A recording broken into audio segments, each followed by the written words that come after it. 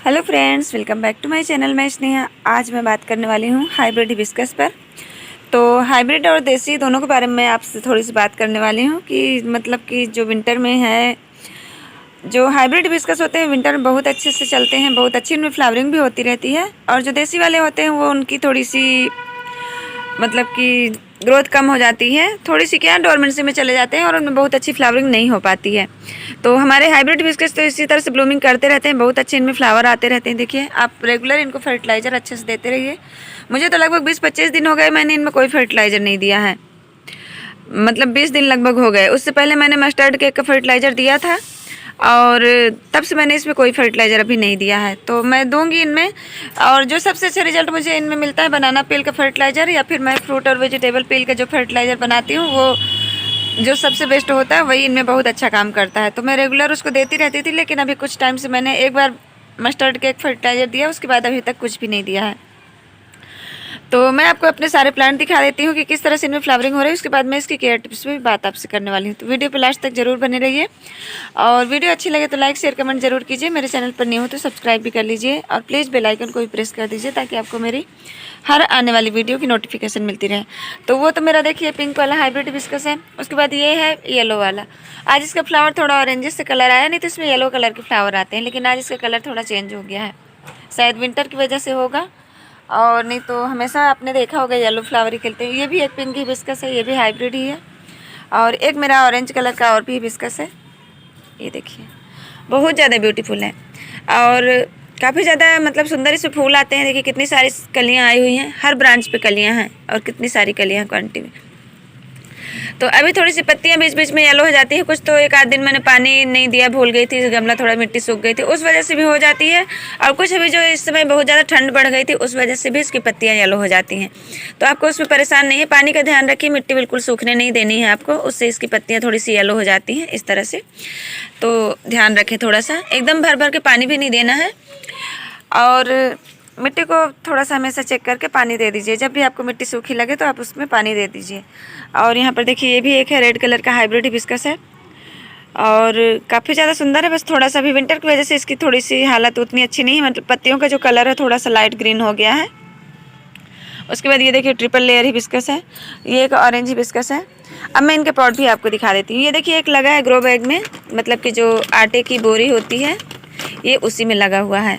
आटे का जो 5 किलो का आटा होता है, 5 kg का आटे का जो पैकेट होता है उसी मैंने इसको लगा के रखा हुआ है। बहुत अच्छे से ये चल रहा है, और कुछ दिन पहले ही मैंने इनको लगाया, नहीं तो ये 10-10 इंच के प्लास्टिक के गमलों में लगे हुए थे। जैसे ये वाला है, ये देखिए ये 10 इंच का गमला है प्लास्टिक का, बिल्कुल जो नर्सरी वाले पॉट होते हैं इनमें होल भी बहुत अच्छे होते हैं जिनमें प्लांट बहुत अच्छे चलते हैं। तो ये देखिए ये भी मेरा 10 इंच के गमले में लगा है, और ये भी लगभग 10 इंच के बराबर ही इसमें मैंने मिट्टी भरी हुई है, थोड़ी बहुत ज़्यादा होगी। अब मैंने क्योंकि दोबारा से रिपोर्ट किया है तो मैंने इसको ग्रो बैग में लगा दिया है।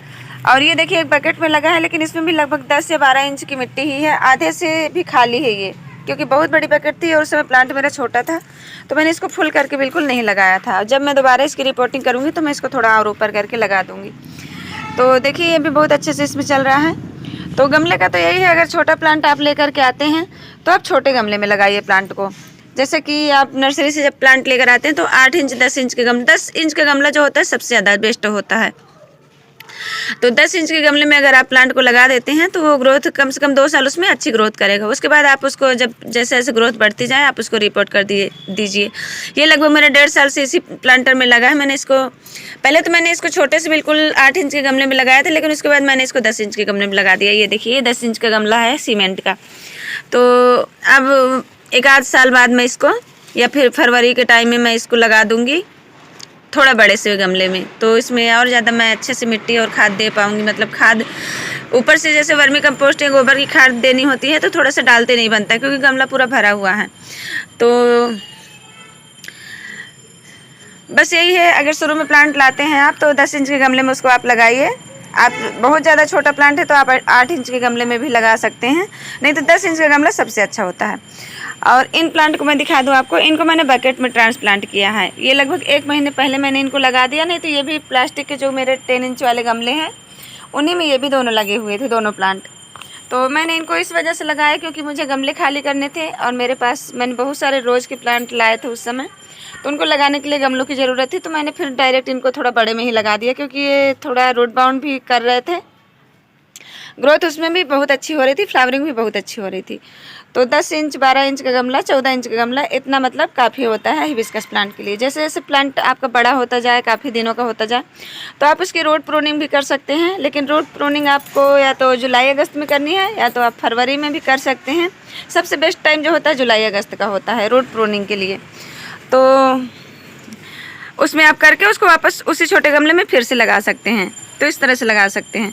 छोटे गमले जैसे छोटे प्लांट होते हैं, ये देखिए मैंने कटिंग से तैयार किए हैं प्लांट। देखिए किसी ने तोड़ दिया इसको भी।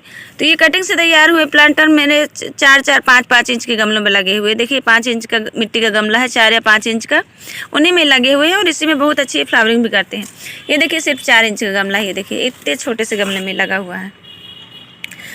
तो इनको अब रिपोर्ट करूँगी मैं, फरवरी में फिर से रिपोर्ट करूँगी क्योंकि बहुत छोटे से गमले में लगे हैं और इनमें फ्लावरिंग लेकिन बहुत अच्छी हो रही है। ये देखिए ये भी बिल्कुल 3 से 4 इंच का गमला है, बिल्कुल मिट्टी का, उसमें भी आधी मिट्टी भरी हुई है। और देखिए फ्लावर, ये मेरा हाइब्रिड हिबिस्कस है, बहुत ही ज़्यादा अच्छा वाला मतलब वैरायटी है इसकी।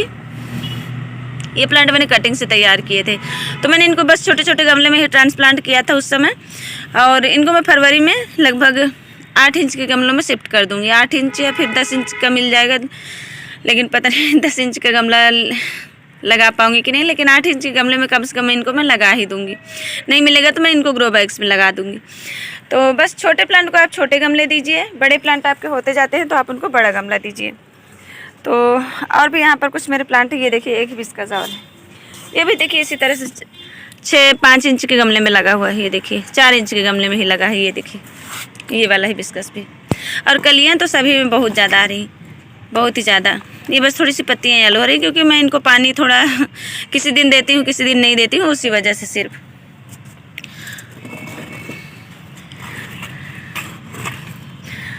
तो बस यही आपको बताना था कि मतलब गमले का चुनाव आप प्लांट के साइज़ के हिसाब से ही कीजिए। छोटे गमले हैं तो आप छोटे प्लांटर रखिए, छोटे प्लांट है तो आप छोटे गमले रखिए, और बड़े प्लांट हैं तो बड़े गमले रखिए उसके लिए। तो प्लांट की कंडीशन के हिसाब से आप गमले का भी चुनाव करें। जब नया प्लांट लाते हैं तो छोटा गमला दीजिए। और ये प्लांट भी मेरा 10 इंच के गमले में लगा हुआ था, इसको मैंने रेनी सीजन में इस बकेट में लगा दी है। मैं आपको इसको दिखा देती हूँ किस में लगा हुआ है। ये देखिए प्लास्टिक की 10 लीटर की बकेट है और ये इसी में लगा हुआ है। बहुत अच्छी ग्रोथ कर रहा है इसमें और बहुत अच्छे से मैं इसको फर्टिलाइज़र भी इसमें दे पाती हूँ।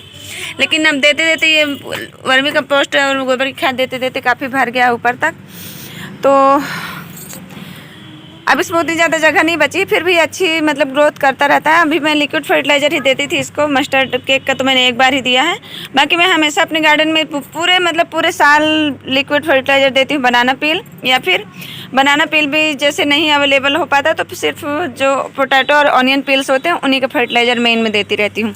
अभी मैंने तैयार करके रखा हुआ है तो मैं उसको 1-2 दिन में इनको दूँगी क्योंकि काफ़ी टाइम से मैंने इस बार नहीं दिया है। तो साथ में आप इसमें माइक्रो न्यूट्रिएंट्स दीजिए, सीवीड एक्सट्रैक्ट। तो अब हम बात कर लेते हैं विंटर में केयर टिप्स की। तो विंटर और समर की केयर में कुछ खास ज़्यादा अंतर नहीं होता है, बस आपको विंटर में ये ध्यान रखना है कि इनको अच्छी फुल सनलाइट मिलनी चाहिए, पूरे अच्छी धूप मिलेगी पूरे दिन की तो ये बहुत अच्छी फ्लावरिंग करते रहेंगे। और फर्टिलाइज़र का भी मतलब हर महीने इनको कम से कम गोबर की खाद या फिर वर्मी कंपोस्ट आप दीजिए, इससे इनकी ग्रोथ भी काफ़ी अच्छी होगी और जो न्यूट्रिएंट्स मिलता रहेगा अच्छा तो फ्लावरिंग भी अच्छी करेंगे। सूखे हुए फूलों को आप बिल्कुल इस तरह से हटाते रहिए, जो भी फूल सूख जाए उसको बिल्कुल हटाते रहिए, तो वहाँ से जो कलियाँ न्यू बनेंगी नीचे से उनमें अच्छी ग्रोथ होगी, उनको एनर्जी मिलेगी। और इंसेक्टिसाइड पेस्टिसाइड का भी ध्यान रखिए, मतलब पेस्ट वगैरह का ध्यान रखिए क्योंकि अभी जो मौसम है थोड़ा बादल छाए रहते हैं, कभी कहीं कहीं पे बारिश भी हो जाती है, उस वजह से जो ब्लैक एफिड्स होता है वो बहुत ज़्यादा अटैक करता है, तो उस पर ध्यान दीजिए आप। उसकी जो कलियाँ होती हैं इस प्लांट पे तो नहीं, मेरे एक जो रेड वाला प्लांट है उसमें लग गई थी तो मैंने उस पर इमिडाक्लोप्रिड का स्प्रे किया है। तो उसमें आप कलियों के अंदर इस तरह देखेंगे तो पूरा ब्लैक कलर के वो बिल्कुल छप से जाते हैं, चिपक से जाते हैं, तो आप उस पर ध्यान दीजिए, उन पर इंसेक्टिसाइड ज़रूर स्प्रे करिए, नहीं तो वो पूरी पत्तियों को कलियों को चूस करके उसका रस और कलियाँ फिर आपकी झड़ जाएंगी। और अगर आपके प्लांट की कलियाँ गिर रही हैं या फिर पत्तियाँ येलो हो रही हैं तो जो इस तरह से पत्तियाँ नीचे से येलो होती हैं, ये भी मैंने पानी नहीं दिया था एक दिन इस प्लांट को, उस वजह से है, और थोड़ा ठंड का भी असर हो जाता है कभी कभी। तो ये पत्तियाँ जो येलो होती हैं उसमें कोई प्रॉब्लम नहीं होती है, सिर्फ आपकी मिट्टी सूखने की वजह से ही ज़्यादातर हो जाती है ये वाली प्रॉब्लम जो होती है। और अगर ऊपर से पत्तियाँ येलो हो रही हैं तो उसमें हो जाता है मतलब आयरन की कमी हो जाती है, मैग्नीशियम की कमी हो जाती है, न्यूट्रिएंट्स की कमी हो जाती है। जैसे बहुत ज़्यादा फ्लावरिंग प्लांट करता है, उसके बाद आपने उसमें मतलब अच्छे टाइम पे उसको खाद नहीं दी, अच्छा कंपोस्ट नहीं दिया, तो उसमें न्यूट्रिएंट्स की भी कमी हो जाती है, जिसकी वजह से पत्तियां येलो हो जाती हैं। तो उसके लिए आपको रेगुलर इसमें महीने में हर महीने आपको अच्छा फर्टिलाइज़र देना पड़ेगा ताकि इसकी ग्रोथ अच्छी होती रहे। तो बस यही चीज़ें मैं भी करती हूँ। मैंने काफ़ी टाइम से इस बार माइक्रो न्यूट्रिएंट्स का स्प्रे भी नहीं किया है, तो आजकल मैं कर दूँगी। 1-2 महीने में कम से कम एक बार आप एप्सम सॉल्ट का भी स्प्रे कर दीजिए, उससे भी इसकी पत्तियाँ ग्रीन रहेंगी और अच्छा हेल्दी लुक देगा आपका प्लांट। इसका फोटोसिंथेसिस का प्रोसेस काफ़ी अच्छा होगा, एनर्जी मतलब फूड बनाने में हेल्प करेगा। और फर्टिलाइज़र तो मैंने बताया, मुझे जो सबसे अच्छा लगता है वो बनाना पील का लिक्विड फर्टिलाइज़र है, या फिर फ्रूट वेजिटेबल पील्स का लिक्विड फर्टिलाइज़र है। हिबिस्कस प्लांट के लिए बहुत अच्छा है। और विंटर की लगभग 6-7 घंटे की इसको सनलाइट बहुत ज़रूरी है। तो बस इतनी चीज़ों का ध्यान रखते हैं तो आपका प्लांट काफ़ी अच्छा हेल्दी रहेगा। मेरे देखिए सारे प्लांट में ही फ्लावरिंग होती रहती है, और हर संडे अपडेट भी देती रहती हूँ। तो आपने देखा होगा मेरे कोई भी हिबिस्कस ऐसे नहीं होते जिनमें फ्लावरिंग ना हो रही, भले एक ही फूल आए 2 फूल आए, लेकिन फूल आते ही रहते हैं। तो बस थोड़ी सी केयर करनी है आपको और अच्छी धूप देनी है। छाया में रखेंगे तो आपका प्लांट बिल्कुल भी फ्लावरिंग नहीं करेगा, तो धूप बहुत ज़रूरी है इस टाइम पे।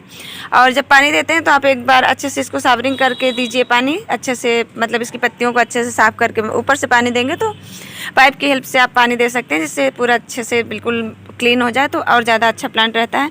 मैंने भी जब से इनको पीछे साइड रखा है तब से थोड़ा मतलब अच्छे से पानी नहीं दे पाती, क्योंकि यहाँ मेरे कलांचो भी रखे हैं, इधर मेरे सकुलेंट भी रखे हैं, तो इन सब में भी पानी चला जाता है। तो थोड़ा मतलब हफ्ते में एक आध बार फिर मैं करती हूँ, भले स्प्रेयर की हेल्प से ही करूँ, तो वो भी ज़रूरी है।